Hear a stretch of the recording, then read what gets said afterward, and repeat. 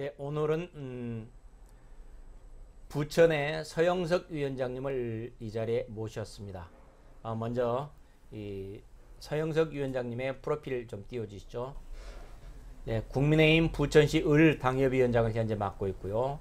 그리고 또 저희 경기도당에서는 수석 대변인을 맡고 있습니다. 아울러 한국청소년미래연맹 이사장도 맡고 계십니다. 자, 오늘 이제 이 서영석 위원장님과 부천에 대해서 얘기를 하는데요. 부천시가 어떤 곳인지 간단히 화면 하나 좀 띄워주시죠. 간략하게 말씀드리겠습니다. 1973년에 부천시로 승격이 됐습니다. 꽤 오래전이죠. 그리고 인구는 80만입니다. 그래서 지금 국회의원이 4명이 지금 선발이 되고 있는 곳입니다. 네, 오늘 이제 서영석 위원장님과 함께 말씀 나누겠습니다. 안녕하십니까? 네, 반갑습니다. 예. 부천시가 이제 여러 가지 개발에 지금 휩싸여 있어가지고 여러 주민들이 물론 개발을 바라는 쪽도 있었겠지만은 그 개발이 초래하는 문제점들에 대해서 굉장히 불편도 많이 있을 것 같은데 네네네. 그 상황을 좀 말씀해 주십시오. 그러니까 부천시가 그 54제곱킬로미터의 면적에 지금 현재 80만이 넘는 말입니다. 그러면 원래 이제 부천시가 이제 개발될 때 60만 명 정도의 어떤 계획 도시로 됐는데 지금 80만이 넘는, 그러니까 2010년대 87만이었었어요. 그렇게 비해도 지금 상당히 많은, 그러니까 과포화된, 과밀한 지역인데도 불구하고 그 지역에 지금 2019년도부터 2029년까지 10년여 동안에 4만 3천 세대를, 그러니까 한 180만 평에다가 4만 3천 세대를 더 추가적으로 건설하겠다고 하는 그런 계획을 발표를 했어요. 지금 현재 진행되고 있는 상태입니다. 이제 그 중에 가장 이제 핵심적인 부분이 대장동 신도시 건설이 있지만 그 2만 세대거든요. 그 외에 이제 유토지마다 다 아파트를 짓겠다고 하니 이건 상당히 문제가 있는 것입니다. 사실은 지금 상태에서는 그 인구를 과밀을 좀 억제하고 기존에 있는 시민들이 좀 편안하고 쾌적하게 살 수 있도록 만들어줘야 되는데 지금 부천시 현재 그 민주당 정부 지금 3기에 걸쳐 12년 동안 지금 정권을 잡고 있지 않습니까? 근데 그들이 지금 현재 토건 개발을 이렇게 앞장서서 지금 하고 있는 것입니다. 원래 60만 계획 도시였는데 거기에 80만이면은 대단히 과밀한 그렇습니다. 서울 인구의 서울의 밀도 같습니다. 그러니까요. 서울과 인천의 중간에 있어가지고 굉장히 지금 사람들이 많고 그리고 또 통과교통도 어마어마하게 많은 그런 부천 상황인데, 자, 그 중에서 이제 그렇게 지금 특별하게 토건 개발 중에서도 예를 들어서 지금 예전에 부천 같으면은 영상단지가 있었지 않습니까? 네, 그렇습니다. 그 영상단지 그쪽을 아마 영상단지는 뭐 시땅으로 굉장히 땅이 넓을 텐데 그 부분은 어떤 식으로 개발을 지금 현재 얘기가 나오고 있습니까? 이제 지금 GS가 컨소시엄을 통해 가지고 우선 협상 대상자를 지정해 가지고 계약 체결 단계에 와 있습니다. 그러니까 한 10만 평 부지인데 유수지를 빼고 나서 지금 더 기반 시설인 도로나 공원들을 빼고 한 6만 6천 평 정도를 계약을 해서 한 1조 300억 정도의 계약을 체결한 것 같습니다.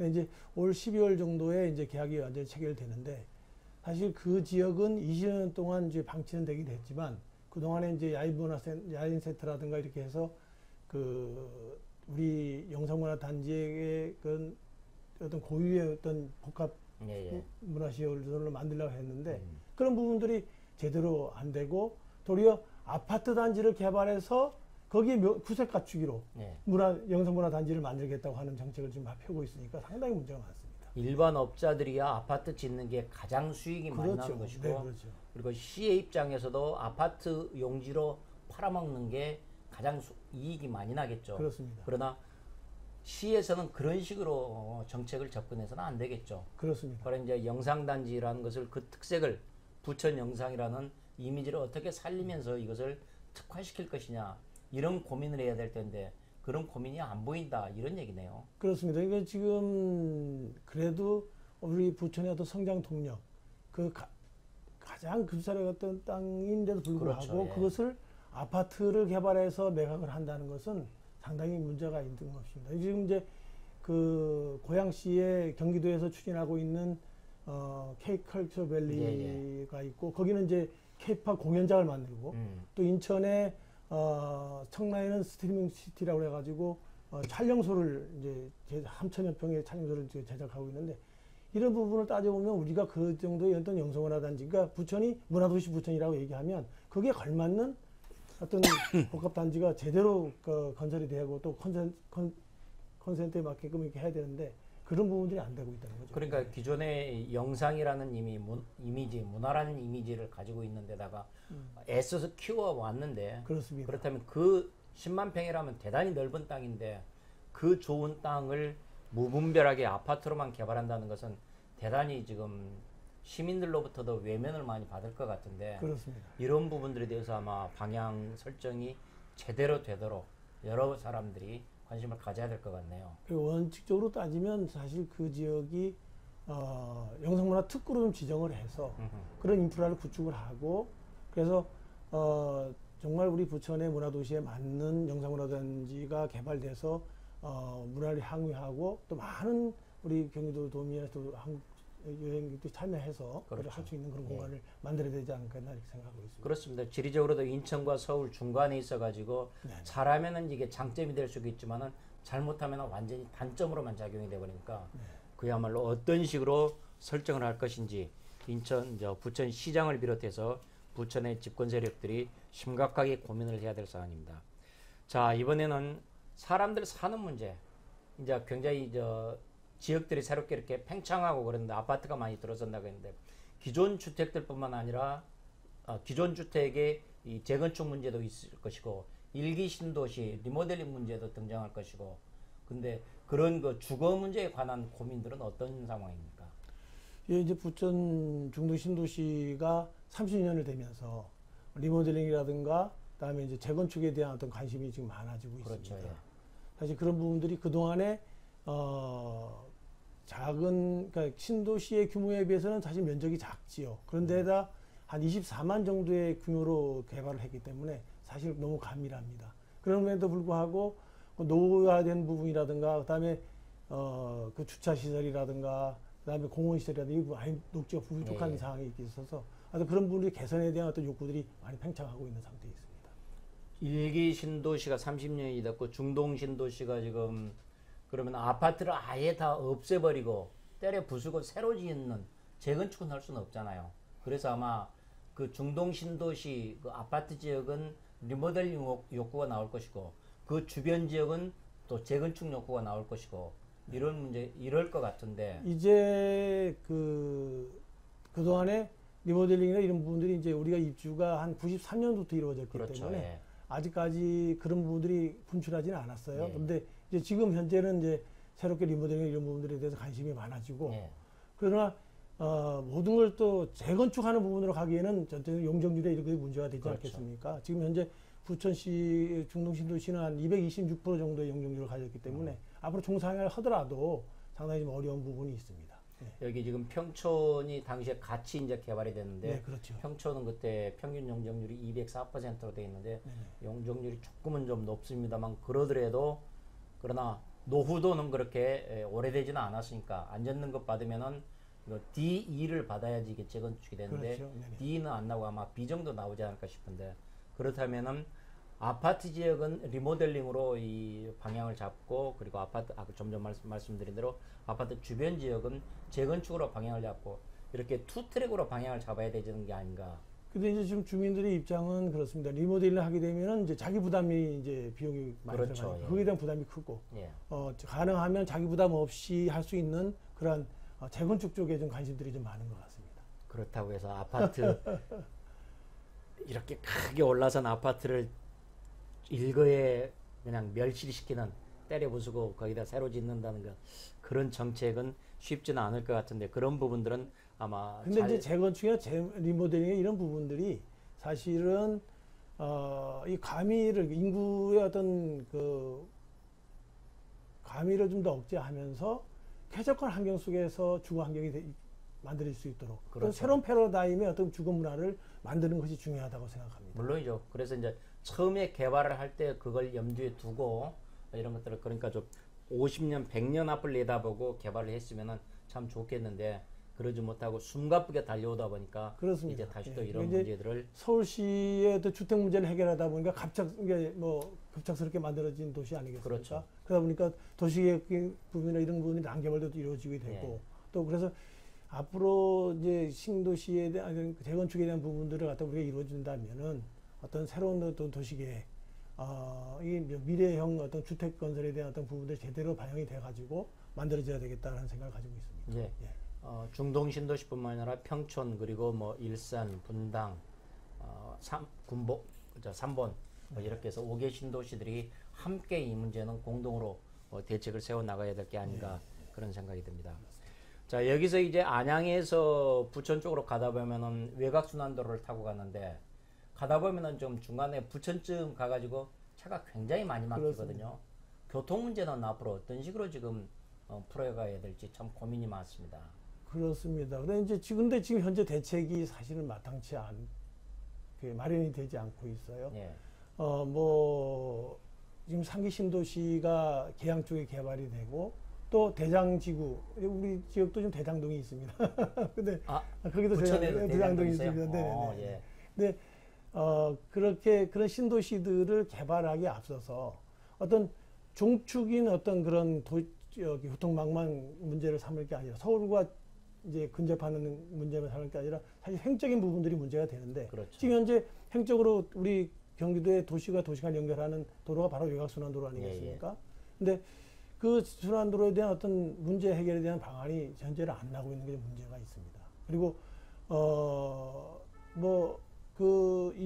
계양에서부터 부천 그 3km 구간이 인터체인지라든가 그런 그 분기점이 6개가 군데가 있습니다. 그러다 보니까 뭐 나들목 그러니까 진입로와 진출로가 중복되다 보니까 계속 거기서 정체가 되는 것이죠. 근데 그런 부분에 대한 해결이 없이는 사실 신도시 개발이라든가 아까 말씀드린 그런 우리 지역의 영상문화단지라든가 그리고 중동 신도시의 앞으로 재건축 재개발에 대한 부분들도 사실은 이 문제를 해결하지 않고는 사실 어렵다고 보고 있습니다. 그러니까 지금 고양에서 안양 쪽으로 이렇게 가는 남북 쪽으로 있는 데서 하나가 도로가 큰 순환도로가 지금 지나가고 네. 또 동서로 인천에서 서울로 들어가는 동서 방향으로 또 그 교차되는 지점이 지금 바로 부천이고 그렇습니다. 그러다 보니까 지금 이게 순환도로 부근이 부천 부근이 이렇게 계양에서 어디까지가 이렇게 막힌다고 지금 시흥에서부터 계양까지가 막히고 그렇죠. 3km 예. 구간이 가장 막히고 시흥에서 계양까지 거기가 굉장히 지금 막혀가지고 주민들이 그 주변에 이제 도시가 계속적으로 이제 아파트가 개발되다 보니까 그렇죠. 예. 그런 이제 그렇게 해서 정체가 되니까 그 지역만 정체가 되는 게 아니라 부천시 전역에 풍선 효과가 나타나고 그렇죠. 다 예. 같이 이제 일괄적으로 맡기게 되고 하는 거죠.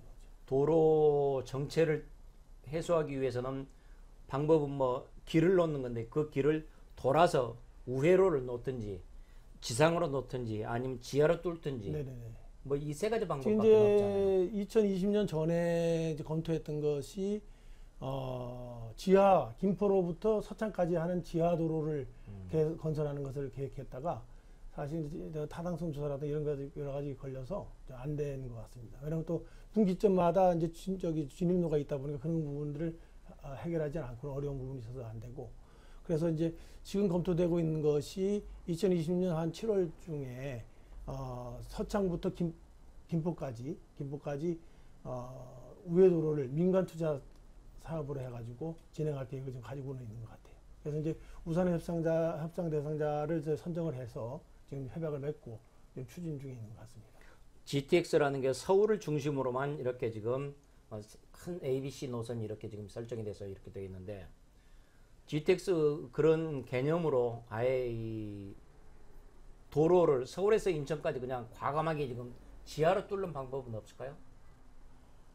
서울에서 이제 서울과 근접하는 게 아니라 경기도 권역을 횡적으로 연결하는 도로를 말씀하시는 그렇죠. 예. 서울에서 인천까지 쭉 가면서 중간에 이제 부천을 지나가고 그러면서 부천의 교통도 풀어내는 지금 이제 GTX B 노선이 예. 송도에서 남양주까지 연결되는 그러한 노선은 지금 계획되어 있습니다. 예. 네네네. 그래서 이제 우리 그 중동 신도시 근접 지역에 그 역이 이제 개설이 되고 환승역으로 개발될 계획이 있습니다.